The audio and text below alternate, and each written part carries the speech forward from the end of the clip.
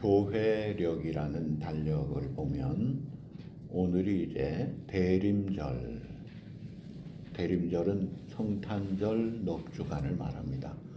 이 대림절을 다른 말로는 구주강림절 혹은 대강절 여러 가지 표현을 쓰고 있죠.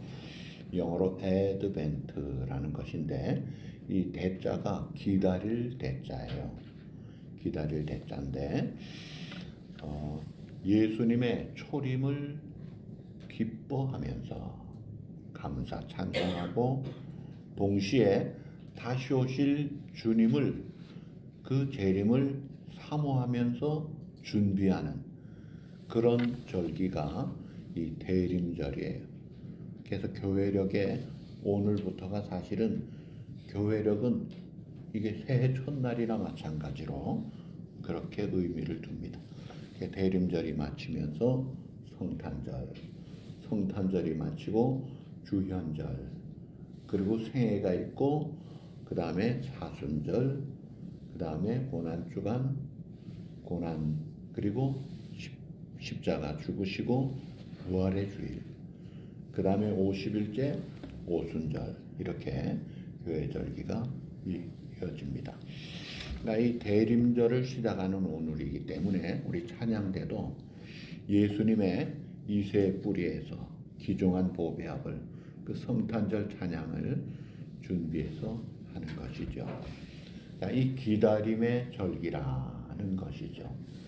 기다린다는 것은 소망이 있기 때문에 기다리는 것으로 그래서 소망이 성취될 날에 그 설레는 기대를 가지고 있어요. 그런데 문제는 기다렸는데도 소망이 없으면 또 이루어질 가망이 사라질 때 그때 이제 문제가 생깁니다. 눈앞에 현실을 보니까 아이고 이건 끝났구만, 불가능하다 싶으면 이제 낙심, 좌절, 절망에 빠지는 거예요. 근데 오늘 본문에 이 예레미야 선지자가 그런 형편이었습니다.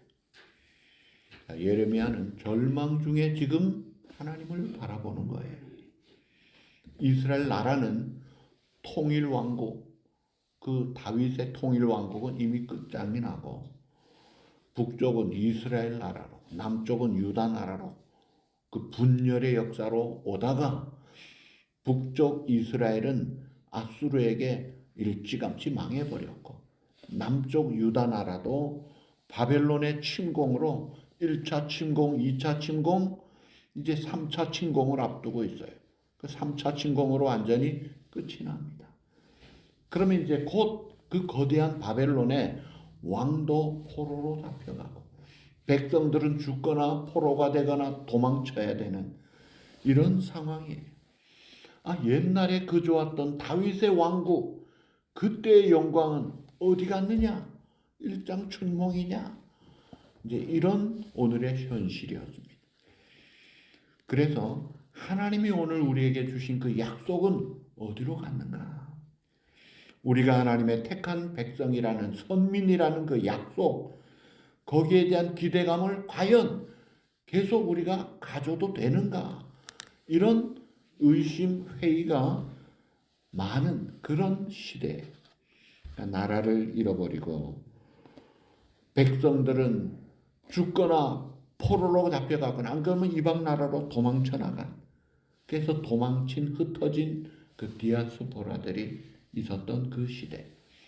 깊은 좌절감과 절망에 빠질 수밖에 없는 그 시대의 예레미야 선지자가 다른 선지자와 달리 애가를 불렀습니다. 이 슬픔의 비통한 탄식의 노래를 불렀던 거예요. 그 예레미야에게 애가의 대표적인 표현이 오늘 읽은 19절, 20절입니다. 우리 19절, 20절 다 같이 한번 보실까요? 내 고초와 재난 곧 쑥과 담즙을 기억하소서. 내 마음이 그것을 기억하고 내가 낙심이 되오나. 자, 고초, 재난, 쑥, 담즙, 이 쓸개즙 같은 이 참 그 엄청난 고난들, 그 속에서 낙심 속에 어떤 출구도 보이지 않는 절망감밖에 없는, 그래서 기다려야 될지, 이 기다림의 끈을 놓을 수도 없고, 놓으면 지금 삶이 이제 완전히 무너지는 것을 알기 때문에 이런 형편에서 이 예레미야는 기다림이라는 것을 통해서 이 암담한 현실을 뚫고 나가겠다, 그렇게 결심을 합니다. 그래서 24절 다 같이 보실까요? 여호와는 나의 기업이시니 그러므로 내가 그를 바라리라 하도다. 그 다음 26절, 사람이 여호와의 구원을 바라고 잠잠히 기다림이 좋도다. 하나님이 나의 기업이신데 세상에는 다 빼앗겼어요. 아무것도 없어요. 그러나 하나님이 나의 기업이시고 하나님이 나의 구원이시기 때문에 그 하나님의 구원을 바라면서 결코 절망하지 말자. 소망을 품고 그래도 기다리자는 거예요. 세상 사람들의 사고, 상식으로는 끝장이 났어요. 완전히 망했어요. 비참하게 망했습니다. 그러나 절망하지 말고 그 속에서도 소망을 가지고 찬송이 나옵니다. 이 애가는 두 가지가 같이 있어요. 극단적인 두 가지가 같이 있습니다. 절망과 그 반대 소망, 그 다음에 탄식과 그 반대 찬양, 이것이 같이 나오고 있어요. 자, 나라를 잃어버린 상태에서, 다 끝난 상태에서 이런 두 가지 표현이 됩니다. 오늘 우리는 과거의 우리나라가 일제강점기에 나라를 잃어버렸어요. 나라만 잃어버렸습니까? 이 말도 잃어버리게 만들었어요. 그 나라를 빼앗긴 슬픔에 그 당시에 그 노래들 중에 시인 이상화라는 사람의, 거기에 보면 지금은 남의 땅 빼앗긴 들에도 봄은 오는가, 답답한 심정이죠. 과연 봄이 올까? 울 밑에선 붕소나야 내 모양이 처량한 우리나라. 자, 빼앗긴 땅, 그것만 빼앗겼느냐 이거예요. 오늘 우리도 우리 인생을 살아가면서 때로 내가 아이고 너 그밖에 안 돼 하고 나 자신에게 실망할 때가 있습니다. 아이고 이거 안 되겠구만. 그리고 때로는 내가 믿었던 사람, 때로는 가족도 실망시킬 때가 있어요. 우리의 환경이 또 우리를 실망시킬 때가 있습니다. 그럴 때 어떻게 해야 되느냐 이거예요. 한국에는 요즘 이 무슨 포기하는 사람들을 3포 세대, 5포 세대, 심지어 7포, 9포 막 그런 말들을 해요. 20, 30대 학생들, 청년들 2,800명에게 물어봤더니 절반이 뭐라고 말하느냐면 우리는 5포 세대입니다. 5가지를 포기했대요. 뭘 포기했느냐니까 연애 포기했대요. 연애 포기하면은 결혼 포기한 거예요. 결혼 포기하면은 자식 포기한 거예요. 그 다음에는 또 내 집 마련 포기했고, 또 하나는 인간관계도 포기하고. 그래서 과연 또 질문을 했답니다. 너는 꿈도 포기했느냐? 그랬더니 꿈도 포기했다는 사람이 25%, 그래도 꿈은 가지고 있다는 게 75%. 그 25% 꿈도 포기한 사람은요, 인생 포기한 겁니다. 그 속에서 자살이 나오는 거예요. 무서운 세대죠. 여러분, 꿈도 잃어버리면 그건 아무것도 아니잖아요. 우리가 신앙생활할 때에 두 가지 방향이 있어요. 첫째로 위로부터 내려오는, 하나님께로부터 내려오는 것을 수용하는 것입니다. 그러니까 위에서 내려오는 게 뭐예요? 하나님의 사랑, 하나님의 은혜, 결과적으로 구원의 역사가 일어나는 거예요. 그 하나님의 은혜가 없이는 그 놀라운 하나님의 자비하심과 은총과 축복의 역사, 우리를 구원하시는 것이 없다면 우리는 끝장나는 거예요. 내려오는 것을 잘 받을 줄 알아야 됩니다. 그 다음에 또 하나는 우리가 아래서부터 위로 올라가는 겁니다. 내 현실은 비참해도 절망이라도 어려워도 외로워도 하나님이 원하는 곳을 향해 날마다 나아가는, 저 높은 곳을 향하여 날마다 나아가니, 날마다 나아가니 하나님의 주시는 은혜를 받고 또 그 주님을 향해 나아가는 이 두 가지가 끊임없이 같이 있어야 되는 거예요. 이것을 우리가 확인할 수 있어야 합니다. 내 자리가 지금 어디에 있는가? 하나님이 지금 내게 주신 것이 무엇인가? 내가 내 자리에서 하나님이 주시는 것을 통해 어떻게 하나님 앞에 나아갈 수 있을까? 이 확인을 해봐야 되는 거예요. 그런 점에서 진정한 신앙이 되기 위해서는 위의 것, 즉 하나님의 계시, 그 계시를 마음을 열어서 받는, 이 수용할 줄 아는 것이 중요합니다. 그런데 하나님의 주시는 은혜, 축복, 계시, 뜻, 그 풍성함을 문제는 생각처럼 쉽게 받지를 못한다는 사실이에요. 하나님께는 생명이 있습니다. 하나님께는 진리가 있습니다. 하나님께는 위로가 있고 평안이 있고 승리가 있고 얼마든지 반전시킬 수 있는 그 풍성함이 있는데도 불구하고 사람들은 시큰둥합니다. 생명, 진리, 평안, 얼마나 좋은 말들이에요. 그런데도 가까이 오지도 않고 마음을 열지도 않아요. 왜 그런지 알아요? 내가 뭐나 된 줄로 알고 있어요. 그래도 괜찮은 줄 알고 있어요. 그러다가 아이고 내가 아니구만, 아무것도 아니구만 하면서 자기가 어려울 때 내가 아무것도 아니라는 것을 알고 나서야 비로소 하나님에게 속한 것이 얼마나 좋은 것인가를 그때 비로소 맛을 보게 돼요. 자, 어쨌든 중요한 것은 이 기다림, 이 기다림의 절기에 기다림이라는 것이 오늘 우리에게 새로운 일을 일어나게 만드는 것을 알아야 합니다.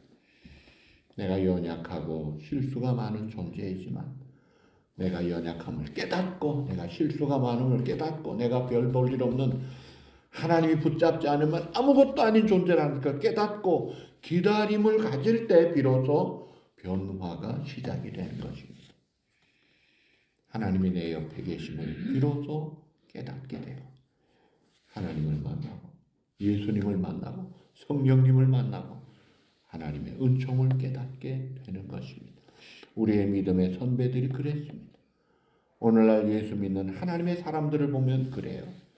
제가 어저께 미랄 장애인에서 하는 그 추수감사절 모임에 갔어요.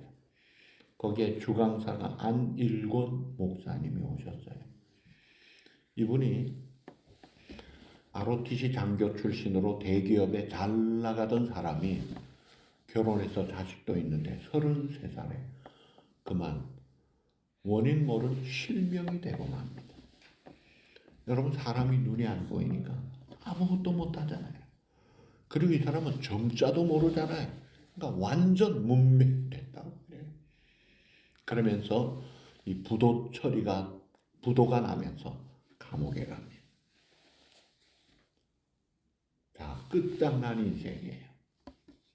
잘 나가던 인생이 그만 감옥에 갇혔습니다.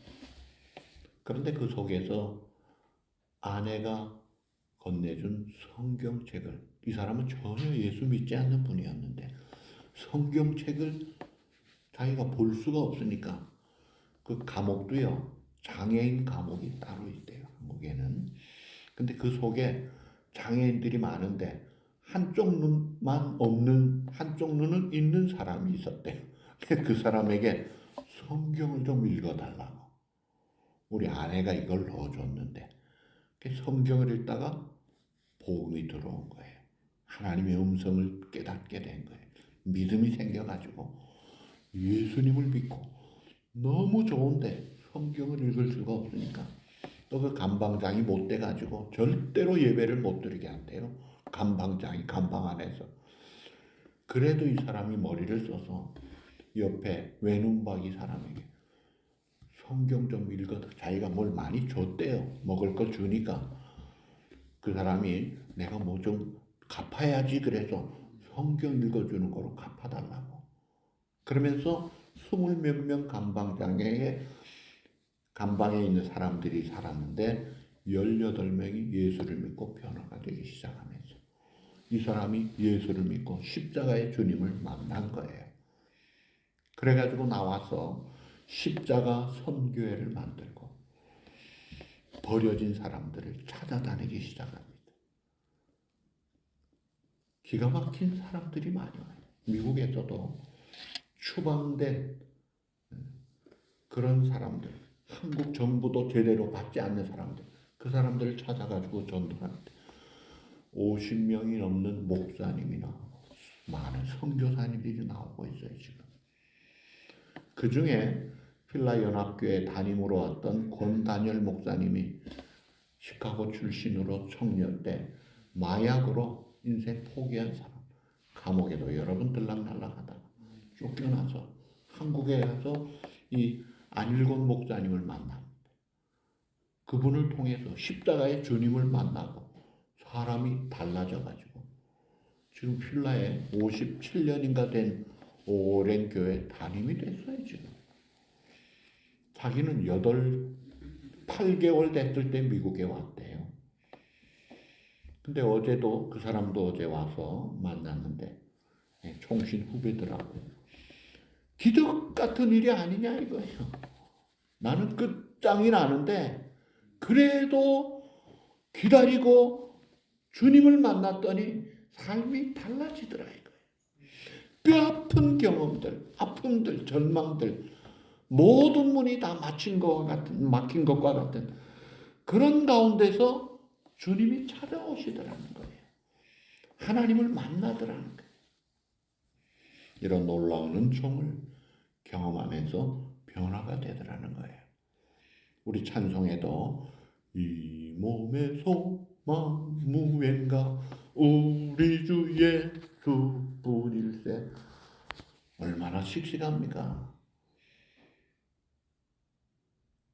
예수 안 믿던 어떤 사람이 내가 찬송 딱 하나 합니다. 그게 이 찬송이래요. 그거 어떻게 하냐니까 자기 미션 숙을 다닐 때 하도 채플 시간에 이 찬송을 많이 해서 외운다는 거예요. 근데 이 찬송 이 몸의 소망 무엔가 우리 주 예수뿐일세 이 찬송 작사한 사람도요. 인생 포기한 사람이었어요. 그가 예수님 만나고 나니까 그 속에서 예수뿐일세 하면서 일어나가지고 오늘 우리에게 이렇게 참 믿음을 주는 소망의 찬송 작가로 떡하니 서잖아요. 시편의 40편 2절 한번 다 같이 읽어보시죠.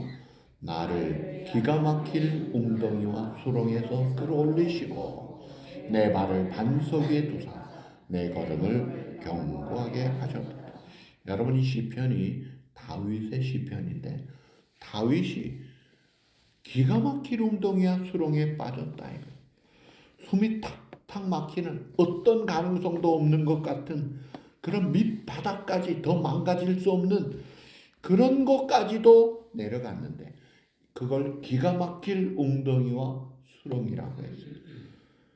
그런데 그 기가 막힐 웅덩이와 수렁에서 살아계신 하나님이 좋으신 하나님이 자기를 끌어올려 주시더라 이거예요. 어떻게 그렇게 될 수 있었느냐? 그 비결이 1절에 나옵니다. 1절 다 같이 보시죠. 내가 여호와를 기다리고 기다렸더니 귀리자 나의 부르짖음을 들으셨다. 하나님을 기다리고 기다렸더니 귀를 기울이사 내 부르짖음을 응답해 주시고 들으시더라 이거예요.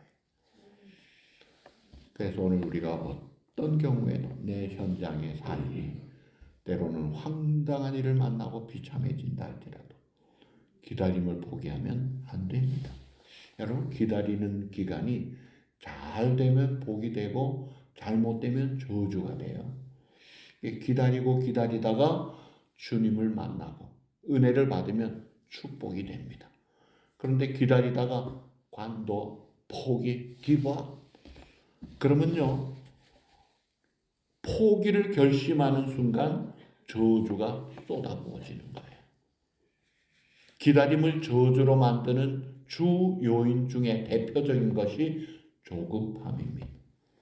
이 기다림을 저주로 만드는 조급함. 기다림과 조급함이 만나면 기다림이 이겨야 되는데 조급함이 이기면 포기합니다.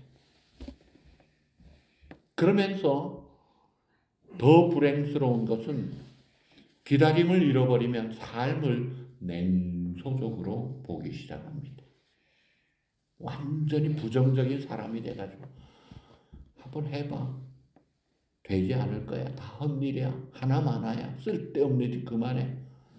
아주 빈정거리기 시작하고 삶을 포기하고 감사가 싹 사라지고 얼굴은 흑빛이 되고 삶은 참 공허한 삶이 되고 말아요.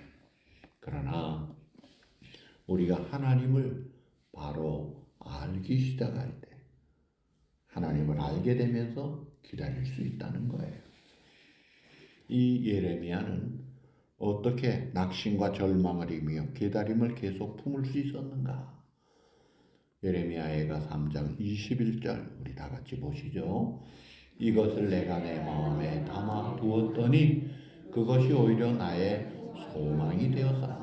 여러분, 이것이 좋은 게 아니라 오늘의 어려운 현실이에요. 황당한 현실이에요. 그러나 그것을 내 마음에 담아두고 그래도 기다렸다는 거예요. 그래도 주님을 소망했다는 거예요. 그랬더니 오히려 나의 소망이 되도록 했다. 그러니까 우리가 어려울 때, 낙심될 때 인내가 필요해요. 인내를 다른 말로 네 글자로 뭐라 그래요? 인내를 네 글자로 오래 참음이, 오래 참음이 아니고 오래 참음이.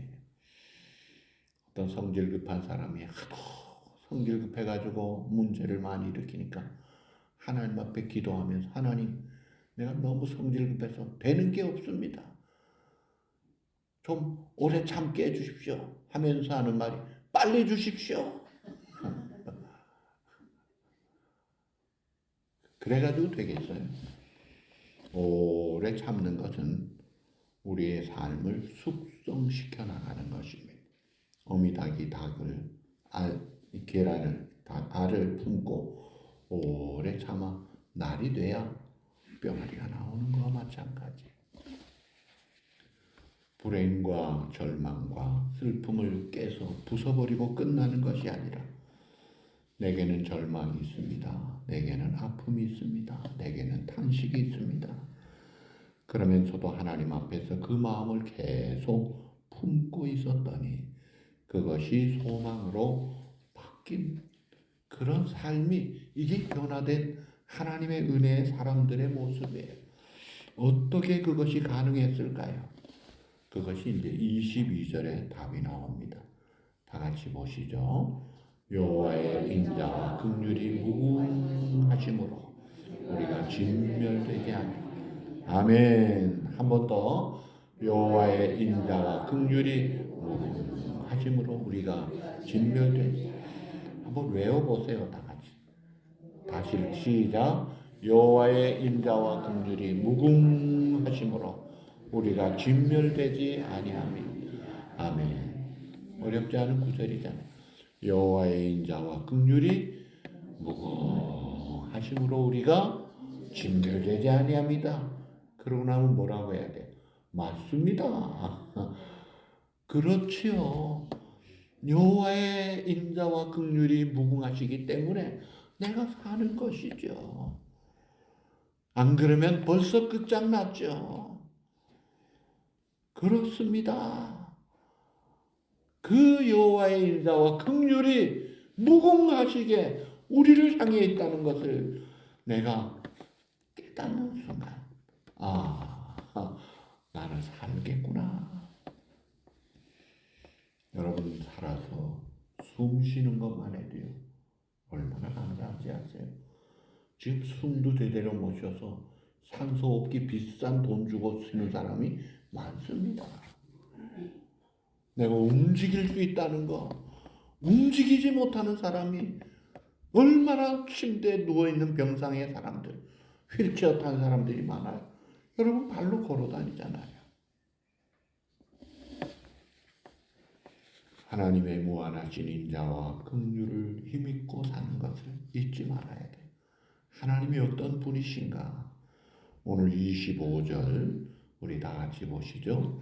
기다리는 자들에게나 구하는 영혼들에게 여호와는 선하시도다. 하나님은 선하신 분이에요. 우리가 내 인생이 바닥치는 그걸 영점 인생이라 그래요. 그렇게 느껴지고 밑바닥까지 내려왔다고 생각될 때도 하나님을 기억해야 합니다.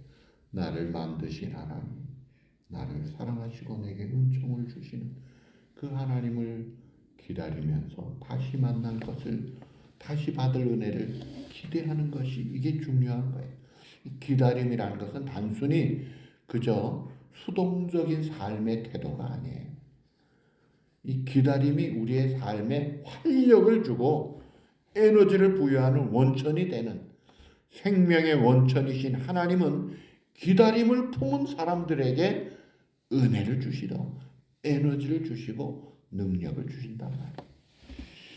그래서 오늘 결론이 하나님을 바라며 기다리는 사람이 되자. 다 같이 하나님을 바라며 기다리는 사람이 되자. 매일 숨을 쉬면서도 공기가 얼마나 소중한 것을 모르며 살아가듯이 하나님의 한량없는 은혜 속에서 살면서도 하나님을 잊어버리고 살 때가 많은 우리들. 그저 예배 나와서 설교 말씀 들을 때 하나님이 우리와 함께 계시구나. 그때만 깨닫고 가면 되지 않는다. 하나님은 여러분들이 예배 마치시고 집으로 가는 시간에도 집에 도착해서 사는 생활 속에서 주중의 생활 속에서도 변함없이 always, anytime 변함없이 늘 여러분과 함께 계시는 줄 믿으시면 아멘. 늘 우리와 함께 하십니다. 그 함께 하시는 하나님이 우리를 늘 사랑해 주시더라 이거예요. 우리의 길을 인도하신다 이거예요. 그러면서 우리의 마음에 있는 쓴 뿌리들을 생명의 뿌리로 바꿔주시려고 우리를 늘 가꾸시고 지켜보시는 그 하나님. 그래서 오늘 우리의 삶의 현장이 아무리 갈등과 미움과 절망의 현장이 때로 있다 할지라도 믿음의 사람들은 기다림을 가지고 기대를 가지고 있어야 돼요.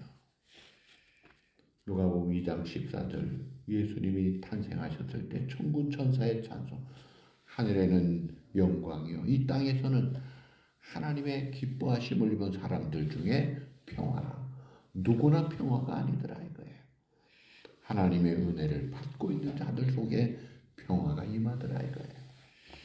자, 이 기다림의 시간인데 우리가 제일 중요한 기다림은 주님 만날 기다림이에요. 이 재림의 기다림. 우리 생전에 주님이 재림하시면 우리가 죽는 날 주님 만날 그 기다림을 가지고, 그래서 그날을 늘 기다리며 내 등불 밝게 켰다가 주께서 오라 하실 때 이 영혼 들어가겠네.